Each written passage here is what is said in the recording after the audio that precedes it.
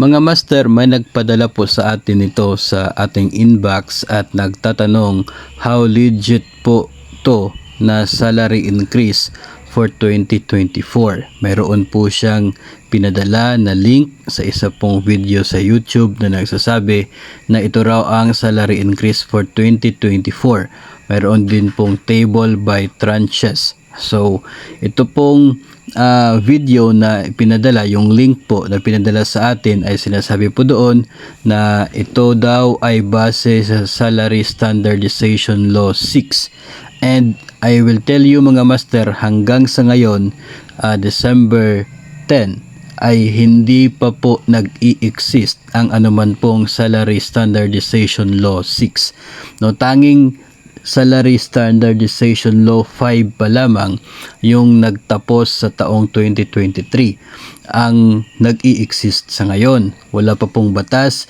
na nagsasabi na mayroong salary increase pagdating ng January 2024.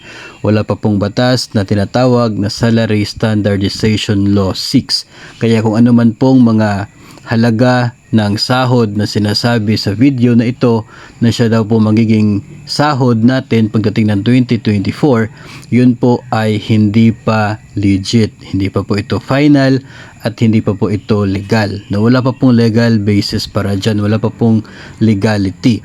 Kasi yung sinasabi nga na Salary Standardization Law 6 ay hindi pa nag-i-exist as of now. No, ang mga bills pa lamang ang nandun, mga words of assurance pa lamang ang nandun, pero wala pa pong final action sa mga yon. Wala pa pong naging movement sa mga bills, wala pa pong executive order from the president na nagsasabi na may increase next year at ito ang magiging sahod starting January. Wala pa po. Wala pa rin pong approved na House bill o kaya ay Senate bill, kaya wala pa rin pong batas o Republic Act na nagsasabi na ito ang magiging salary pagdating ng January 2024. As of now, December 10, wala pa po. No? So kung ano man po nakikita ninyo dyan sa mga videos sa YouTube, sa Facebook, yun po ay posibleng isa pa lamang sa mga proposals. Wala pa pong final pagdating po sa magiging sahod ngayon 2024. Ang sigurado lamang po dyan, hanggat walang batas at hanggang walang executive order, mananatiling effective ang kasalukuyang sahod sa 2023 pagdating sa 2024. Hindi po yan magbabago basta wala pang bagong batas na siya pong ipapatupad. Kaya maghihintay po tayo kung ano po yung magiging aksyon ng ating mga mambabatas doon sa mga bills na gustong taasan ang sahod. Maghihintay po tayo if ang Pangulo ay maglalabas ng kanyang executive order para sa magiging sahod ng mga empleyado ng gobyerno. Kapag mayroon pong maging batas or isang executive order, then that's the time na we can conclude na mayroon nga talagang salary increase.